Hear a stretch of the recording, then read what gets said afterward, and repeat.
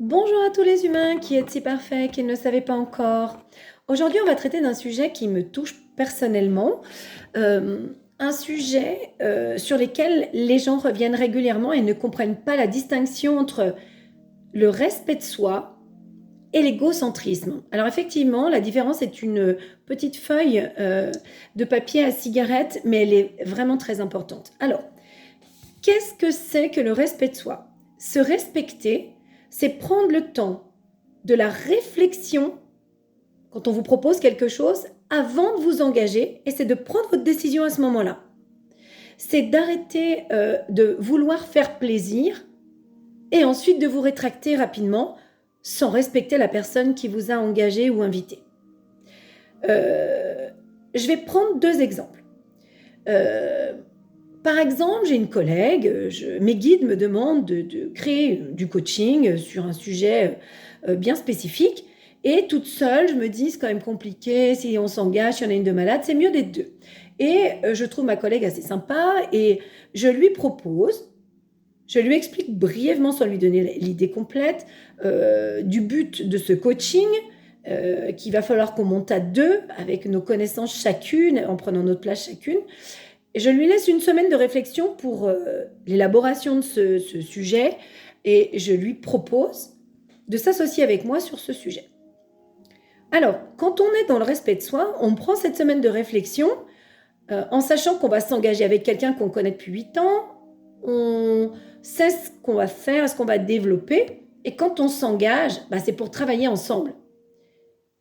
Je respecte ma décision, je respecte l'autre, parce que effectivement, vous êtes la personne la plus importante au monde, mais ce qui est important aussi, c'est de respecter l'autre. Vous comprenez? Quelqu'un qui va se respecter et respecter les autres, ce qui est important aussi. On ne respecte évidemment pas quelqu'un qui ne nous respecte pas. On arrête ça. Mais par contre, quand on est dans le respect, on respecte l'autre. Quelqu'un qui va respecter va avoir sa semaine de réflexion et va s'engager. Et tout au long de ce processus, on va mettre un an et demi pour travailler ensemble. On va se faire une joie de faire les choses et de pouvoir accompagner tous ces gens qu'on avait l'intention d'accompagner. Là, on est dans le respect de soi. Par contre, quand on est dans l'égocentrisme, on y va, on prend toutes les idées, on développe pendant un an et demi et à la dernière minute, on plante notre collègue. C'est-à-dire qu'on lui dit « je ne veux plus travailler avec toi, je n'ai plus envie, je veux travailler toute seule ». Alors, il y a deux choses. En général, les gens qui font ça, ils vous volent vos idées. Donc là, il y a encore la trahison qui vient dessus. Là, c'est encore plus mauvais. C'est-à-dire qu'en parallèle, l'autre a décidé de faire son petit truc tout seul et de vous piquer votre idée. Donc, on reparlera de la trahison. Ce sera un autre sujet assez puissant aussi. Mais voilà, là, et on se fait larguer à la dernière minute. Donc là, c'est de l'égocentrisme.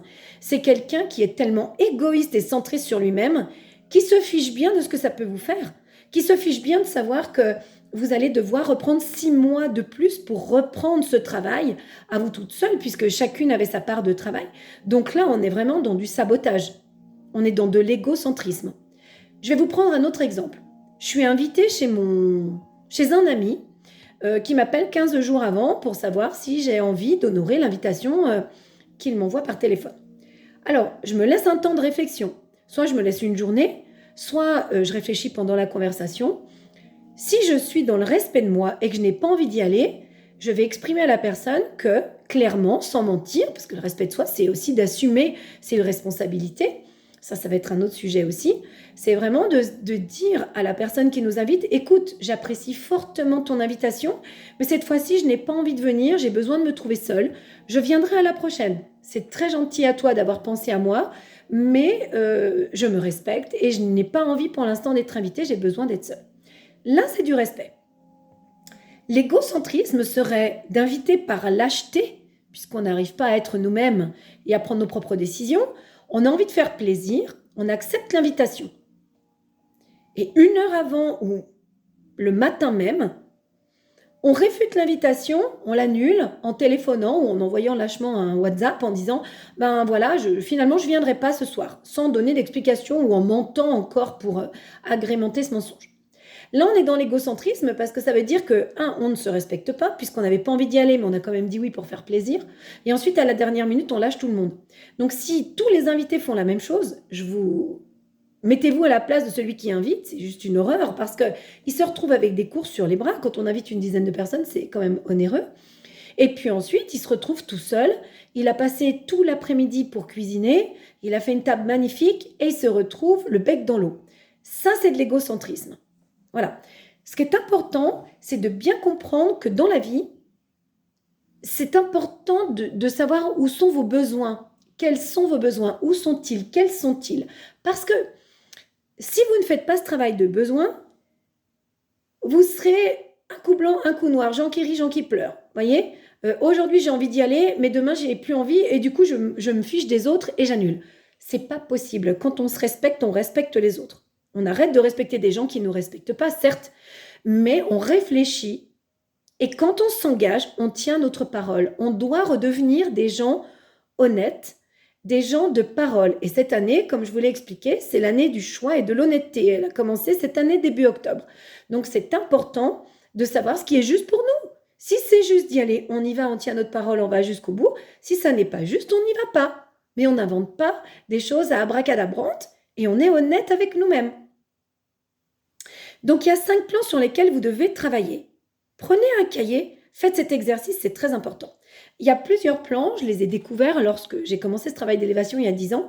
Il y a le plan familial, il y a le plan professionnel, il y a le plan personnel, on peut trouver encore le plan amical et le plan sentimental. C'est très important que vous preniez un cahier et que vous mettiez ces 5 titres, vous laissiez 2 pages passer. Je reviens toujours dessus, mais c'est très important que vous fassiez ce travail de besoin. De quoi avez-vous besoin sur le plan familial? De quoi avez-vous besoin sur le plan professionnel? Et mettez une autre case pour pouvoir définir ce que vous acceptez de vous, des autres, sur ces plans-là. Quand vous allez commencer ce travail, vous allez commencer à vous rencontrer, à vous connaître, à mieux vous respecter, puisque vous allez définir sur tous les plans qui génèrent toute une vie humaine sur cette planète, quel qu'il soit, quelle que soit notre ethnie, on a toujours ces 5 plans qui rentrent en ligne de compte.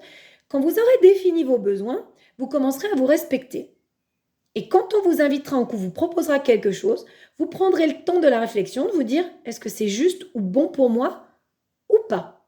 Est-ce que j'ai envie de le faire ou pas?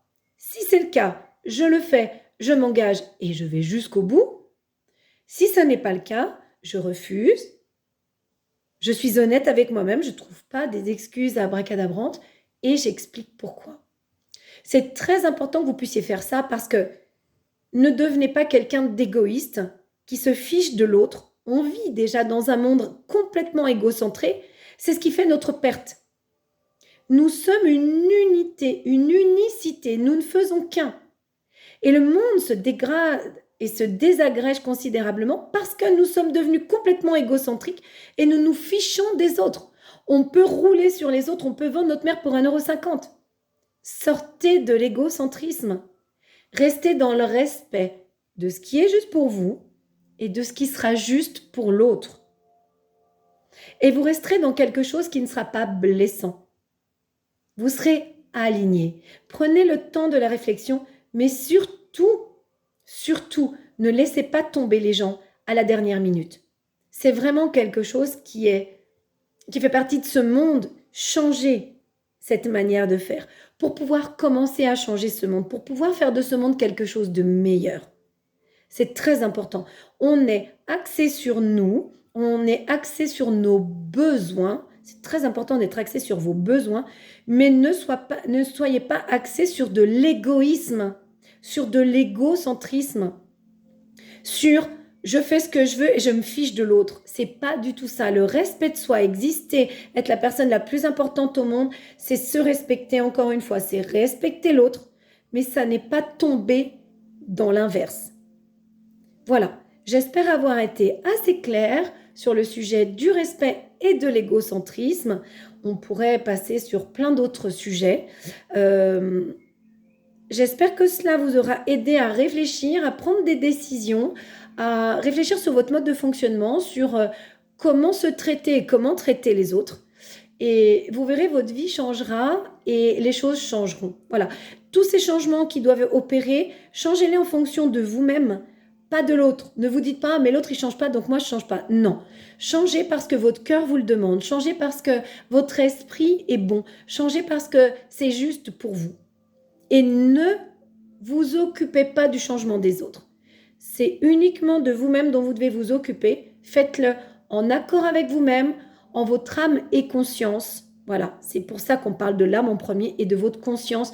En toute honnêteté, faites des choix, ne décevez pas les autres et ne les détruisez pas, ne les laissez pas tomber. On n'est pas là pour ça. Merci, je vous souhaite une merveilleuse journée. Je vous dis à très bientôt pour le prochain sujet.